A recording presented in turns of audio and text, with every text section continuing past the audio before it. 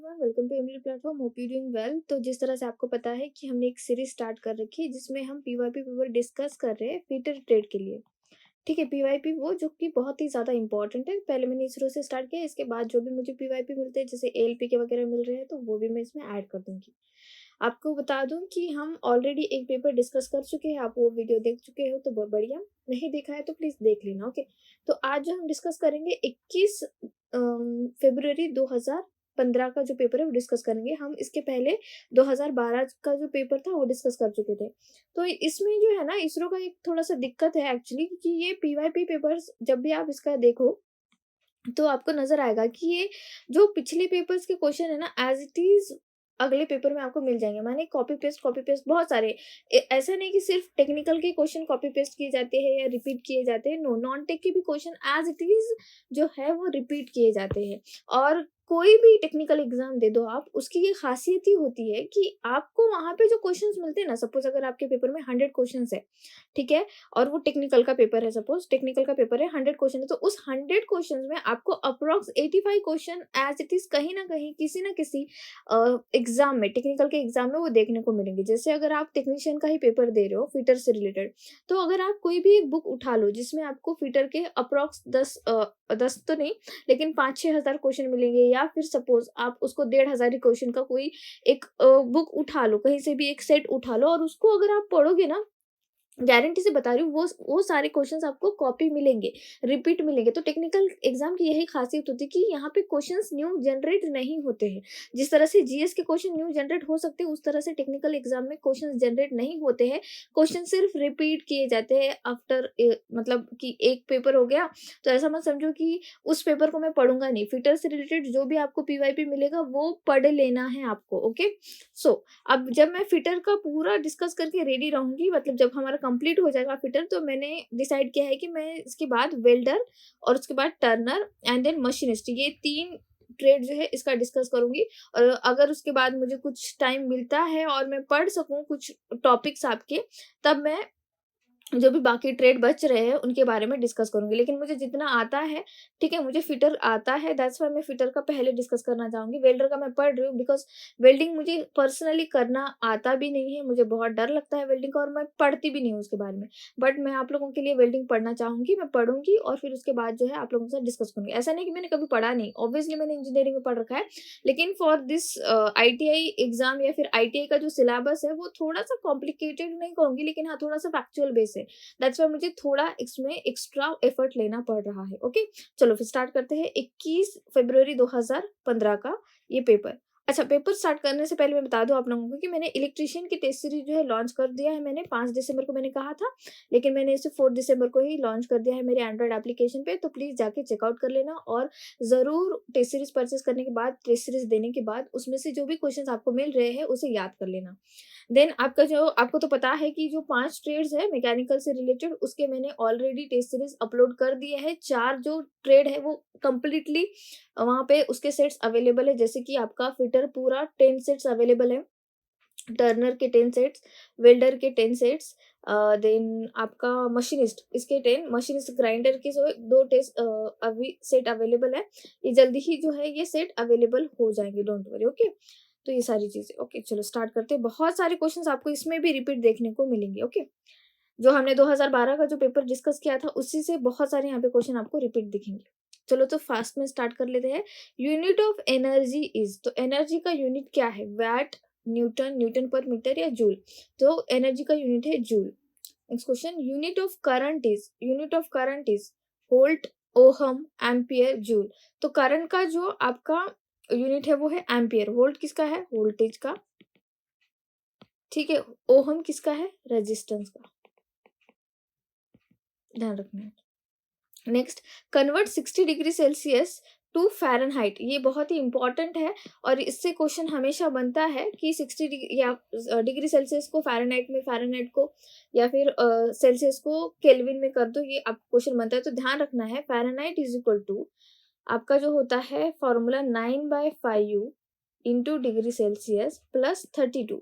तो यहाँ पे 60 डिग्री सेल्सियस आपको दिया गया, तो 9/5 इंटू 60 डिग्री सेल्सियस प्लस 32। तो यहाँ पे क्या होगा कि 1 2, हाँ, यहाँ पे 108 plus 32 is equal to 140 degree Fahrenheit, ठीक है, ध्यान रखना है। तो 60 degree Celsius is equal to 140 degree Fahrenheit, तो option B is the right answer over here. तो ये फॉर्मूला आपको याद रखना है, ठीक है। Fahrenheit is equal to 9/5 degree Celsius plus 32। Next question क्या कहता है, Kelvin is the unit of, तो केल्विन जो है ये है आपका SI unit of temperature. Temperature का एसआई यूनिट डिग्री सेल्सियस नहीं है, ध्यान रखना है। टेम्परेचर का एसआई यूनिट जो है इंटरनेशनल सिस्टम ने जो यूनिट दे रखा है हमको, वो क्या है, केल्विन है, ठीक है, केल्विन है। और केल्विन को कभी भी डिग्री केल्विन नहीं लिखा जाता है, इसको केल्विन ही लिखा जाता है, ओके। नेक्स्ट ये नॉन टेक का क्वेश्चन है आपका। Next question, the least count of vernier caliper is, तो वर्नियर कैलिपर का लीस्ट काउंट सबको पता होना चाहिए, 0.02 mm होता है। कितना होता है, 0.02 mm। और आपका जो माइक्रोमीटर होता है उसका कितना होता है, 0.01 mm, ठीक है। लिस्ट काउंट का मतलब क्या होता है, लिस्ट काउंट का मतलब होता है मिनिमम से मिनिमम इतना वो जो इंस्ट्रूमेंट है वो इतना मेजरमेंट कर पाएगा, ठीक है। कम से कम इतना वो मेजर कर पाएगा, मैक्सिमम जितना हो सकता है वो करेगा, लेकिन मिनिमम इतना, ठीक है। लिस्ट काउंट इसका मतलब वही होता है। जैसे आपका स्टील रूल है तो उसका कितना है, 0.50 mm, ओके, ये स्टील रूल का है, ध्यान रखना है। ये भी इंपॉर्टेंट क्वेश्चन है, स्टील रूल का भी लिस्ट काउंट पूछा जाता है। नेक्स्ट, ओके, देखो ये क्वेश्चन फिर से रिपीट हो गया, हमने कल ही डिस्कस किया था इसको। The minimum distance from the rivet hole centre to the plate edge, तो मैंने कहा था आपको कि प्लेट एज और रिवेट के बीच में का जो डिस्टेंस होता है, ठीक है, ये रिवेट के सेंटर का, ये है रिवेट का सेंटर, तो ये जो डिस्टेंस है, ये एज और ये सेंटर के बीच का जो डिस्टेंस होता है वो कितना होता है, वो होता है 2d। और दो रिवेट के बीच का जो अंतर होता है, ठीक है, दो रिवेट्स के बीच का जो अंतर होता है, दो रिवेट के बीच के जो सेंटर का अंतर होता है वो कितना होना चाहिए, तो ये होना चाहिए 3d, ठीक है। डी क्या है, डायमीटर ऑफ रिवेट, ठीक है, diameter of rivet. Next question, a screw is specified by, तो अ स्क्रू जो होता है, स्क्रू को स्पेसिफाई किया जाता है उसके मेजर डायमीटर से, किससे, मेजर डायमीटर से। Option C is the right answer over here. ये नॉन टेक का क्वेश्चन है। हाँ, then this question, the cutting teeth of hacksaw blade should be, जो कटिंग टिथ होती है हैक्सॉ ब्लेड की, देखो हैक्सॉ ब्लेड दो प्रकार के होते हैं, एक तो होती है हार्डन्ड हैक्सॉ और दूसरी होती है फ्लेक्सिबल हैक्सॉ, ठीक है। एक जो होती है फिक्स हैक्सॉ होती है, एक दूसरी होती है फ्लेक्सिबल हैक्सॉ। जो फ्लेक्सिबल हैक्सॉ होती है उसके टिथ जो होते हैं, दांत जो होते हैं, उसको हार्डन नहीं किया जाता है, लेकिन जो आपकी फिक्स हैक्सॉ होती है उसके जो टिथ होते हैं, उसके जो दांत होते हैं, उनको हार्डन किया जाता है, ठीक है, ध्यान रखना है, हार्डनिंग की जाती है उसकी। Next question, the angle of British standard Whitworth thread is, तो angle of British standard Whitworth thread is 55 degree Celsius, कितना है, 55 डिग्री सेल्सियस। आपका मेट्रिक थ्रेड का कितना है, मेट्रिक थ्रेड का है आपका 60 डिग्री सेल्सियस, ये भी क्वेश्चन पूछा जाता है। Next, in ISI system of fits capital letter indicates, तो जो हम क्लियरेंस फीट इंडिकेट, आपका जो इंटरफेरेंस फीट है, ट्रांजिशन फीट है, ये जब हम इंडिकेट करते हैं तो वहाँ पे कुछ रूल्स एंड रेगुलेशंस है, तो उस रूल्स एंड रेगुलेशन को हम फॉलो करते हैं ऑल ओवर दी, लाइक कि उन रूल्स को इसीलिए फॉलो किया जाता है कि भाई कोई भी अगर किसी भी प्रांत का कोई भी इंसान आकर उस ड्राइंग को पढ़ रहा है तो उसको समझ में आ जाए कि कहना क्या चाह रहे हैं, है ना। तो जो कैपिटल लेटर में इंडिकेट किया जाता है वो होल की साइज इंडिकेट करते हैं, और जो स्मॉल लेटर में इंडिकेट करते हैं हम लोग, वो क्या करते हैं, हम लोग शाफ्ट की साइज इंडिकेट करते हैं, okay. Next question, compare to 16 gauge sheet 20 gauge sheet is, तो आपने वायर गेज देख रखा होगा, वायर गेज कुछ इस तरह से सर्कल की तरह होता है, ठीक है, इसमें कुछ होल्स वगैरह दिए होते हैं इस तरह से, मैंने उसका इमेज नहीं रखा है, आप लोग प्लीज डाउनलोड करके देख लेना, ठीक है, इस तरह से होता है। तो उसमें जितना ज्यादा नंबर होता है उस वायर गेज का, उतना छोटा थिनर शीट को वो क्या कर पाता है, उस शीट को वो मेजर कर पाता है। तो ध्यान रखिए, 16 गेज शीट है मतलब ये जो शीट है ये थिक है, क्या है, मोटी है। और 20 गेज शीट मतलब ये 16 गेज शीट से क्या है, थिन है, ठीक है। ध्यान रखिए, नंबर भले ही बड़ा है, ओके, नंबर भले ही बड़ा है, लेकिन इसमें उल्टा चलता है, उल्टी चीजें चलती है, ओके, समझ में, ध्यान में रखिए, ये बहुत ही मतलब आसान है ये। आपने अगर वायर गेज देख रखा होगा तो आपको समझ में आ गया होगा कि जो सबसे पहले नंबर वाला जो होता है ना, जो गेज का जो साइज़ दिया जाता है, छोटा जो गेज का साइज़ दिया जाता है, वो एक्चुअल में उसकी थिकनेस बहुत ज़्यादा होती है।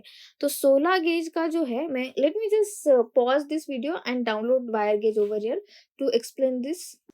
ये देखिए, ये है स्टैंडर्ड वायर गेज, ठीक है? क्या है ये? स्टैंडर्ड वायर गेज है।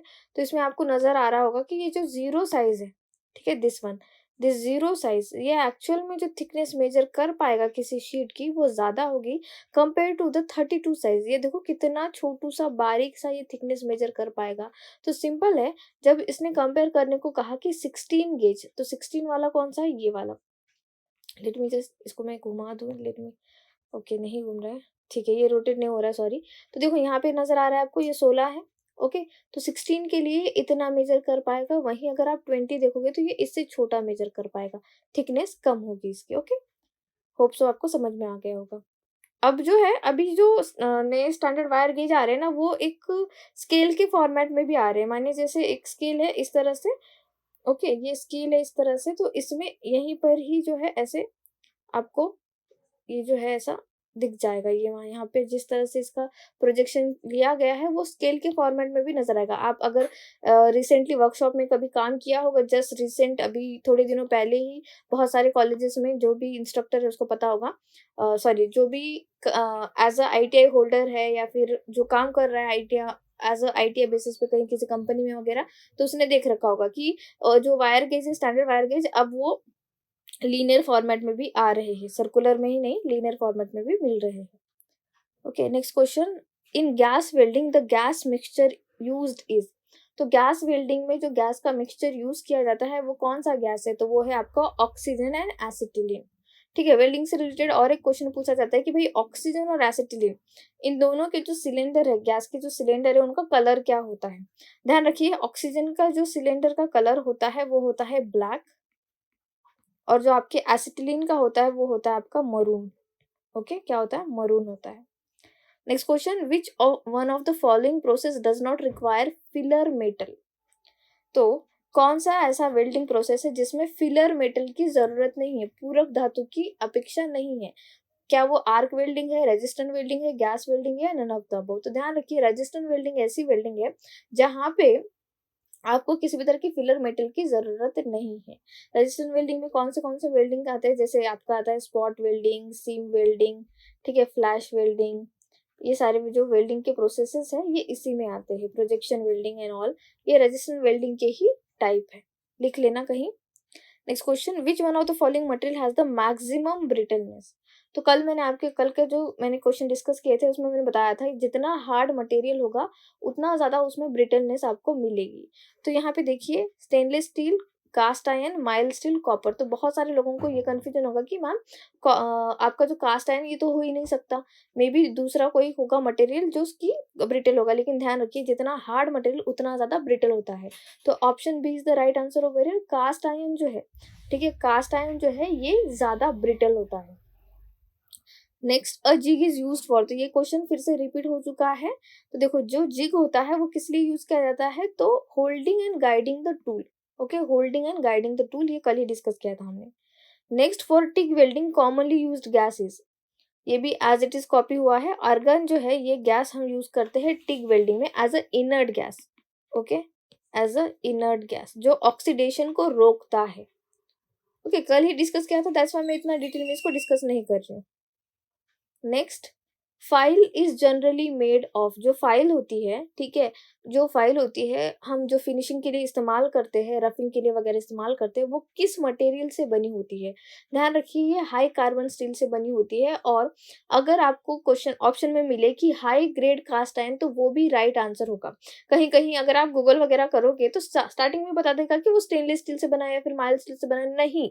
ध्यान रखिए, हाई कार्बन स्टील से ही बनाना पड़ता है, बिकॉज़ क्या होता है कि इसकी अगर हार्डनेस अच्छी नहीं होगी तो ये किस तरह से उस सरफेस की जो प्रॉपर्टी है, ये वो सरफेस को, जो भी सरफेस पे रफिंग करनी है या फिर इसको फिनिशिंग देनी है, वो कर पाएगा। ऑब्वियसली वहाँ पे थोड़ा-सा हार्डनेस मौजूद होना चाहिए। तो हाई कार्बन स्टील, ये लिख लीजिए, फैक्चुअल चीज़ें है ना।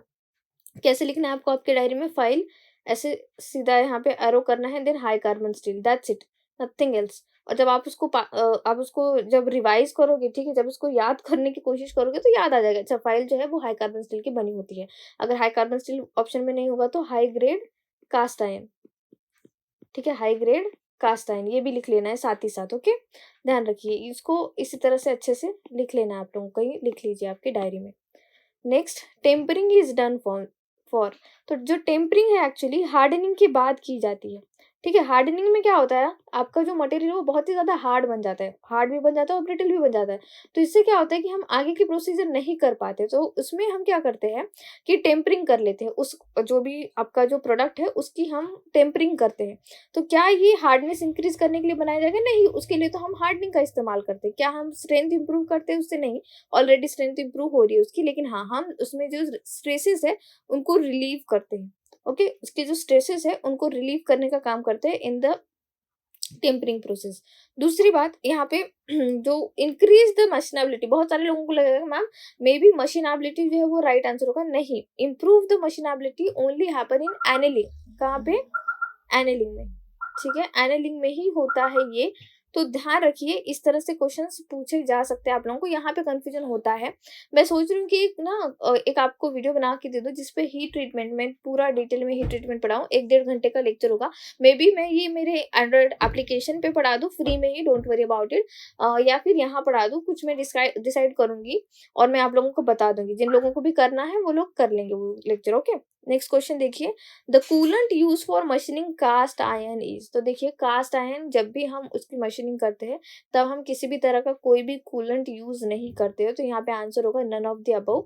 ड्राई एयर का यूज किया जाता है, ये सिंपल सी बात है, ड्राई एयर का हो या एयर का हो उसका इस्तेमाल किया जाता है। क्यों नहीं कूलेंट यूज किया जाता कास्ट आयन में? बिकॉज कास्ट आयन में जो एक मटेरियल होता है, एक उसका कॉन्स्टिट्यूएंट होता है जो एक्चुअली सेल्फ लुब्रिकेंट होता है, ठीक है। दैट्स वाई हम कास्ट आयरन का जब भी मशीनिंग करते हैं, आपने भी कभी जिंदगी में कास्ट आयरन का मशीनिंग किया होगा, तो आप वहां पे किसी भी तरह का कोई भी जो कूलेंट है यूज नहीं करते। लेकिन अगर आपने कभी माइल्ड स्टील का अगर मशीनिंग किया है, टर्निंग किया है, कुछ भी अगर ऑपरेशन किया है, तो आपने देखा होगा कि आप सोल्यूबल ऑयल का इस्तेमाल करते हैं वहां पे as a coolant. Okay, soluble oil का एक क्वेश्चन पूछा जाता है कि सोल्यूबल ऑयल कितना हम मिक्स करते हैं, वाटर की क्वांटिटी वगैरह जो पूछ देते हैं, रेशो क्या होता है? ध्यान रखिए 1:20 का रेशो होता है, जिसमें 1 जो है ये सोल्यूबल ऑयल होता है और 20 जो रेशो होता है वो वाटर का होता है, ठीक है। Next question, kerosene. जो केरोसिन है, ये केरोसिन जो है कूलेंट यूज किया जाता है एल्यूमिनियम के केस में, और आपका जो कॉपर है, इन दोनों की जब मशीनिंग की जाती है तब kerosene as a coolant use किया जाता है, ठीक है।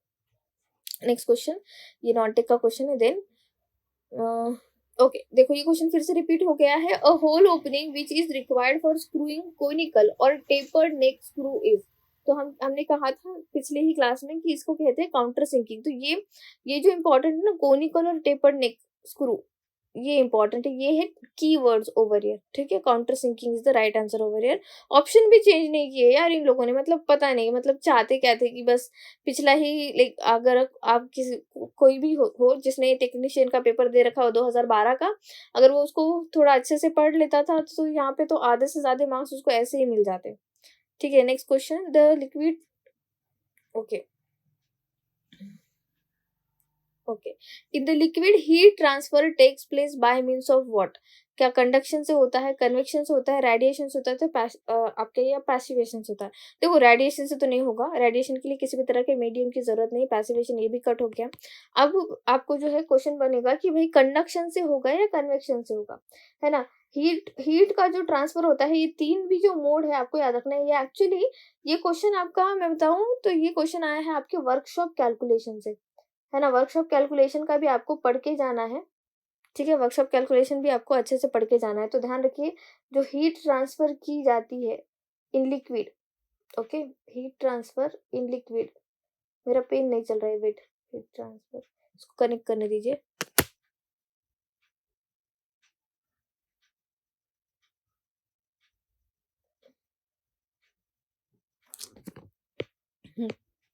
ओके, चल रहा है अभी।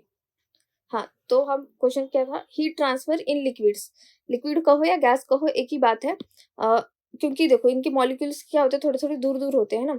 तो जो इसमें ट्रांसफर होता है, हीट जो ट्रांसफर होता है वो होता है कन्वेक्शन से, ठीक है, कन्वेक्शन से। और अगर आपको पूछा जाए कि हीट ट्रांसफर इन वैक्यूम, माने जहाँ पे स्पेस, ठीक है, स्पेस वगैरह है, तो वहाँ पे जो हीट ट्रांसफर की जाती है वो रेडिएशन के द्वारा होती है, क्योंकि रेडिएशन में क्या होता है, आपको किसी भी तरह की कोई भी मीडियम की जरूरत नहीं है हीट ट्रांसफर करने के लिए, ठीक है, किसी भी तरह की कोई भी मीडियम की जरूरत नहीं होती है। जैसे सूरज से हम लोगों को रोशनी कैसे आ रही है, किसी भी तरह का कोई मीडियम है क्या स्पेस में अवेलेबल नहीं है, बट आ रही है, तो कैसे आ पा रही है, बिकॉज ऑफ रेडिएशन। ओके, तो इसका आंसर क्या आया था, ये कन्वेक्शन, ठीक है, ये मेरा पेन नहीं चला था, सॉरी, थोड़ा सा मेरा अ, ध्यान हट गया, तो B is the right answer over here for this question. Next, dash is the unit of relative density. तो कल ही हमने ये क्वेश्चन डिस्कस किया है, रिलेटिव डेंसिटी एक रेशियो है, ठीक है, रिलेटिव डेंसिटी एक रेशियो है, इसका कोई भी यूनिट नहीं हो सकता, तो ये एक यूनिटलेस क्वांटिटी है रिलेटिव डेंसिटी। नेक्स्ट क्वेश्चन देखो, ये 1 गैलन वाला भी आ गया, इसमें फिर से 4.546 litre, 1 gallon is equal to 1 gallon. और ये क्वेश्चन ना बहुत बार बहुत सारी जगह मुझे रिपीट देखने को मिला है, तो इसको ना लिख लो और रट्टा मार लो, क्योंकि बिकॉज देखो यही क्वेश्चन मिल रहा है आपको, ऐसे कुछ नहीं है कि 20 गैलन को कन्वर्ट करो या 30 गैलन को कन्वर्ट करो। याद कर लो ना कि 1 गैलन इज इक्वल टू 4.546, ठीक है, 546 लीटर। अब इसको 20 गैलन बोल दे या फिर इसको 1 लीटर बोल दे, आप कन्वर्ट कर सकते हो, है ना, आप कन्वर्ट कर सकते हो। तो 1 gallon is equal to 4.546 litre, 4.546 litre. 45 46 बीच में डॉट देना है आपको, ठीक है, 45 46 और डॉट दे दो, ऐसे। इसको ऐसे याद कर लो, कुछ भी ट्रिक लगाना है लेकिन याद रखना है, क्योंकि एग्जाम होने के बाद आप भूल जाओ, डजेंट मैटर, बट एग्जाम तक हर चीज याद होनी चाहिए आपको। ओके, देखो ये भी नॉन टेक का क्वेश्चन एज इट इज, मुझे आई थिंक लग रहा है कि सेम ही पूछा पूछा है इन्होंने, ये भी नॉन टेक का सेम ही पूछा है। ओके, नेक्स्ट क्वेश्चन देखो, for a given RPM if the diameter of drill increases the cutting speed will be. तो कटिंग स्पीड का फॉर्मूला क्या होता है, सी इज इक्वल टू, या फिर वी इज इक्वल टू कर लो, V is equal to pi D N upon 1000, ठीक है। तो ये जो एन है ये है आपका आरपीएम, रिवॉल्यूशन पर मिनट। तो रिवॉल्यूशन पर मिनट में, गिवन रिवॉल्यूशन पर मिनट में अगर डायमीटर बढ़ रहा है तो कटिंग स्पीड पे क्या असर होगा, तो ऑब्वियसली कटिंग स्पीड भी इंक्रीज होगी, ठीक है। अगर ड्रिल बिट का डायमीटर बढ़ रहा है तो कटिंग स्पीड भी उसकी क्या होगी, इंक्रीज होगी। तो आप ऐसे भी इसको ध्यान में रख सकते हो और फॉर्मूले से भी आप इसको जो है कंसेप्ट के थ्रू भी आप इसका आंसर दे सकते हो। Next question, in a drill jig which part is hardened. कल ही हमने इसको डिस्कस किया है, ड्रिल जिग में जो है बुश जो होता है उसका वही जो होता है हार्डन किया जाता है। ऑप्शंस भी चेंज नहीं किए इन्होंने, मतलब ए बी सी डी वही ऑप्शंस दे रखे। Next question, given the shaft diameter is 50 plus 0.050 plus 0.035, okay, mm and hole diameter, this is basic size, और ये इसका जो है टॉलरेंस दे रखा है mm। What is the maximum clearance between the hole and shaft.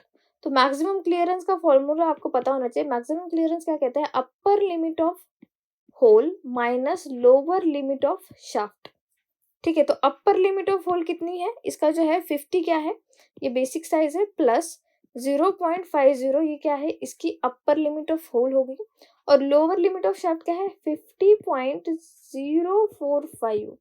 तो इसका आंसर क्या होगा आपका 0.005 mm। कितना होगा 0.005 mm। जब बेसिक साइज अगर आपको सेम दे रखी हो, ठीक है, बेसिक साइज अगर आपको सेम दे रखी हो तो सिर्फ आप यहीं पर खेलो, 0.050 माइनस 0.045, आंसर आ जाएगा 0.005। ओके, बेसिक साइज अगर सेम दे रखी होगी तो, अगर नहीं दे रखी है तो फिर इसको पूरी तरीके से आपको कैलकुलेट करना है, इतना ज्यादा टाइम नहीं लेना है एग्जाम में, फटाक से देखो बेसिक साइज सेम है, ओके चलो फिर अपर लिमिट ले लो होल की और लोअर लिमिट ले लो शाफ्ट की। तो आंसर क्या होगा 0.005, ओके, ये होगा option D is the right answer over here. Next question, ये नॉन टेक का क्वेश्चन है। Okay, which among the following is the purest form of ion. कौन सा आयन का फॉर्म है जो एकदम ही प्योर है, ठीक है, सबसे शुद्ध है, शुद्ध रूप में पाया जाता है, वो है आपका रॉट आयन, ठीक है। 99.9% जो है इसमें आपको आयन मिलेगा। ओके, पिग आयन जो होता है ये इसका सबसे कह सकते हैं डर्टीएस्ट फॉर्म होता है आयन का। आपको और भी क्वेश्चन पूछा जाता है कि भाई जो पिग आयन जो है, ठीक है, पिग आयन जो है वो किस मेथड से निकाला जाता है, तो ध्यान रखना है ये स्मेल्टिंग से निकाला जाता है, स्मेल्टिंग से निकाला जाता है। और एक क्वेश्चन पूछा जाता है, भाई फर्नेस कौन सा यूज किया जाता है? तो फर्नेस पिग आयन के हम जब एक्सट्रैक्ट करते हैं तब हम यूज करते हैं इसमें furnace, blasting furnace.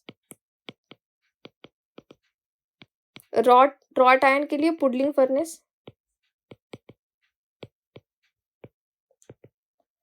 Cast ion के लिए एक सेकेंड, ब्लास्टिंग फर्नेस यहाँ पे यूज करते हैं या यहाँ पे पुडलिंग फर्नेस तो रॉट आयन के लिए यूज करते हैं। कास्ट आयन के लिए, ढलवा लोहा के लिए कौन सा यूज किया जाता है? मुझे यहाँ थोड़ा कंफ्यूजन हो रहा है, ठीक है, मुझे यहाँ थोड़ा कंफ्यूजन हो रहा है।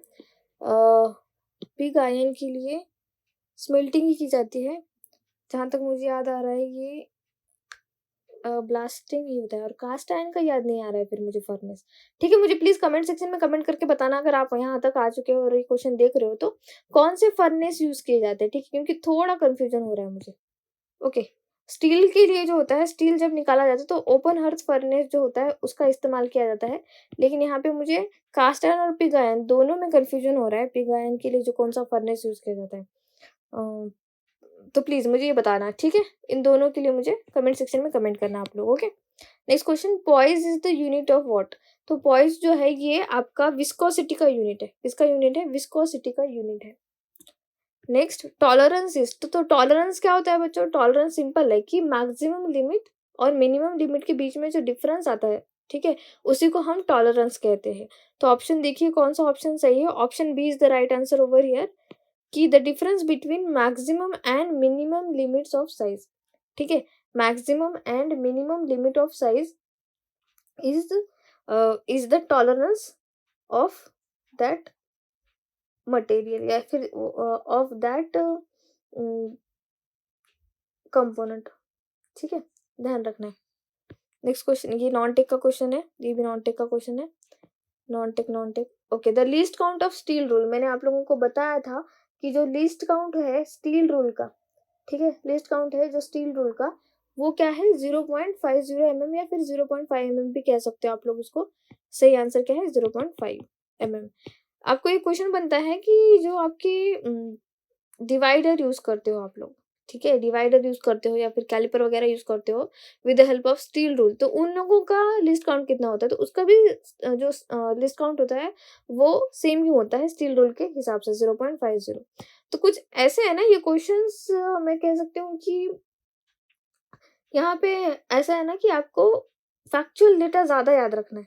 फैक्चुअल जितना ज्यादा याद रखोगे उतना ज्यादा आप यहाँ पे स्कोर कर पाओगे। यहाँ पे कंसेप्ट की जरूरत नहीं है, ठीक है, ये कोई ऐसा नहीं है कि क्या कहते हैं वो इंजीनियरिंग सर्विसेज वाली एग्जाम नहीं है, ठीक है, आईएएस वाली ये एग्जाम नहीं है, ध्यान रखना है। ओके, ये है आपकी आईटीआई वाली एग्जाम, तो यहाँ पे फैक्ट्स इंपॉर्टेंट है। थोड़ा सा बोरिंग हो सकते हैं फैक्ट्स, लेकिन क्या कर सकते हैं ना, आपको याद रखना पड़ेगा। ओके, नेक्स्ट क्वेश्चन क्या कह रहा है? पॉइंट एंगल का हो या कटिंग एंगल का हो, दोनों का भी एक ही अर्थ है यहाँ पे, ठीक है, point angle of a twist drill is, तो ट्विस्ट ड्रिल जो होता है उसमें जनरल पर्पस के लिए जो एंगल यूज किया जाता है वो आपका जो है, ध्यान रखिए, वो आपका होता है 118 डिग्री। ये इतना इम्पोर्टेंट क्वेश्चन है और पता नहीं कितने बार, अनगिनत बार जो है एग्जाम में पूछा गया है, तो ये याद रखना है आप लोगों को। ओके, तो पॉइंट एंगल जो है ट्विस्ट ड्रिल का वो होता है 118 degree. Next question, which drill is use for tapping 10 mm tap? तो इसका ना एक टेबल है आपके, फोर्थ सेमेस्टर में है ये टैपिंग का ऑपरेशन, या सेकेंड सेमेस्टर में कोई एक है जो आपका इवेंट सेमेस्टर में ही एक टॉपिक है, ठीक है, उसमें एक पूरा टेबल दे रखा है, आपको वो टेबल याद करना पड़ेगा। याद क्या, बहुत आसान है, वहां पे आपको समझ में आ जाएगा जो भी पिच दी गई है। देखो, टैप ड्रिल साइज का फॉर्मूला क्या होता है? मेजर डायमीटर माइनस पिच, ठीक है, तो जो आपका मेजर डायमीटर 10 है और यहाँ पे हम जो पिच कंसिडर करते हैं 1.5 mm कंसिडर करते हैं, तो यहाँ पे आंसर क्या आ जाएगा? तो 8.5 mm जो होगा वो आपका होगा टैप ड्रिल साइज। अब मैंने ये 1.5 mm कहाँ से लिया है? तो देखो, ये 1.5 mm जो लिया है उसी टेबल से लिया है, वो स्टैंडर्ड टेबल है, आपकी किताब में आपको मिल जाएगा, उसको याद कर लो एज इट इज। याद कैसे करनी है? बहुत आसान है, वहां पे आपको सिर्फ पिच याद रखनी है। जैसे अभी मैंने 1.5 mm ले रखा है, लेकिन कहीं कहीं आपको 1.25 mm भी पिच मिलेगा, ठीक है, 1 पॉइंट इसके साथ 1.25 mm भी पिच मिलेगा, तो तब क्या आंसर सेम आएगा? Obviously not. हम इसको 10 में से 1.25 जो है माइनस कर देंगे, उसको हटा देंगे और जो भी आंसर आएगा वहाँ पे हमको मिल जाएगा। क्योंकि क्या है ना, अभी मुझे यहाँ पे 8.5 दिखा, ठीक है, 8.5 दिखा ऑप्शंस में, दैट्स व्हाई मैंने उसको जो है कंसिडर किया कि हाँ, ये जो बात कर रहा है बंदा या फिर जो भी एग्जामिनर है, वो जो बात कर रहा है वो 1.5 mm पिच की ही बात कर रहा है। लेकिन अगर मुझे 8.5 दिखा ही नहीं यहाँ पे, तो क्या करूँ फिर मैं? उसको फिर हमें 10 में से 1.25 mm माइनस करना पड़ेगा, तो फिर आंसर यहाँ पे ऑप्शन का ही मिलेगा, फिर आपको 8.75 इस तरह से मिल जाएगा, ओके। तो ऑप्शन के हिसाब से आपको वहाँ पे आंसर करना है। इसीलिए ना थोड़ा-सा जो ये फैक्चुअल रिलेटेड होते हैं ना एग्ज़ाम्स, इसमें रिपिटेशन बहुत ज़्यादा करना पड़ता है, जो भी आप टॉपिक पढ़ रहे हो उसका। Next, main constituent of high speed steel are. तो देखो, हाई स्पीड स्टील मैंने कल ही आप लोगों को बताया है, इसमें होता है टंगस्टन, ठीक है, आपका होता है क्रोमियम और आपका होता है वैनेडियम। 1841 1841 इस तरह से इसका परसेंटेज होता है।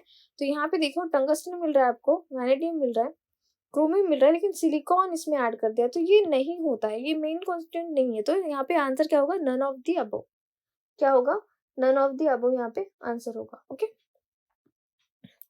डक्टिलिटी क्या है? Ductility of metal is.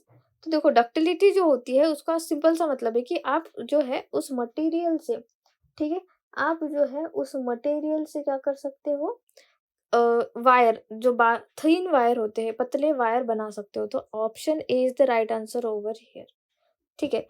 Fine sheets में अगर आप उसको ढालना चाहते हो किसी मटेरियल को, किसी मेटल को, तो इसका मतलब क्या है कि उसकी जो मैलेबिलिटी है वो बहुत ही बढ़िया है, ठीक है, मैलेबिलिटी जो है बहुत बढ़िया है। किसी को ब्रेक कर रहे हो टुकड़ों में, ठीक है, स्मॉल फोर्स लगा के, तो क्या है फिर? वो मटेरियल क्या है? ब्रिटल है, ठीक है, इन पीसेस विद स्मॉल फोर्स, तो क्या है? वो ब्रिटल है। कांच का टुकड़ा फेंक दो ऊपर से, ज्यादा फोर्स नहीं लग रहा है, थोड़ा सा ही फोर्स लग रहा है, टूट गया, ब्रिटल है। टू कट अनदर मेटल, तो ये क्या है? ये हार्ड है। क्या है? ये हार्ड है, कट कर पा रहा है, ठीक है, ध्यान रखिए। नेक्स्ट क्वेश्चन, ये नॉन टेक का क्वेश्चन है। नॉन टेक ओके, एलपीजी, ये भी नॉन टेक का क्वेश्चन है, लिक्विफाइड पेट्रोलियम गैस, ओके, इसका फुल फॉर्म। हाँ, नेक्स्ट क्वेश्चन है technical. Type of thread in pipe is called. तो पाइप में जो थ्रेड यूज की जाती है वो है आपकी British standard pipe thread, BSP, British standard pipe thread, BSP. Next, lathe bed is made of. तो लेथ बेड जो होते हैं वो किस चीज के, किस मटेरियल के बने होते हैं? तो obviously it is made of cast iron. क्यों? क्योंकि इसकी डैम्पिंग प्रॉपर्टी, इसकी कॉम्प्रेसिव स्ट्रेंथ जो होती है बहुत बढ़िया होती है कास्ट आयरन की, ठीक है। ये क्वेश्चन बहुत बार रिपीट होता है, पता नहीं कितने सारे एग्जाम्स में इसको रिपीट किया गया है, ठीक है। I am sorry for the background noise, बहुत ही ज्यादा बैकग्राउंड नॉइस आ रहा है, I am sorry, okay. Next, the process of making cup-shaped components from a sheet metal blank is called।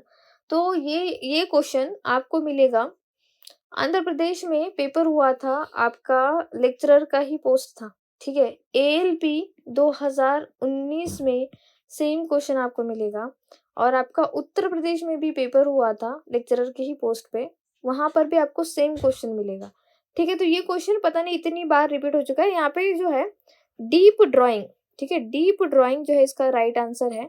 यहाँ पे सिर्फ ड्राइंग लिखा है, ऑब्वियसली ऑपरेशन को आप कुछ भी कह सकते हो, डीप ड्राइंग कह सकते हो या ड्राइंग ऑपरेशन कह सकते हो। तो इसमें क्या होता है कि आपका जो शीट मेटल है, एक ऐसा पंच टाइप आएगा, ये इसको पुश करेगा और यहाँ पे जो है आपका वर्क पीस जो बनेगा एक कुछ इस तरह से कप साइज में ऐसा आपको बन के मिल जाएगा।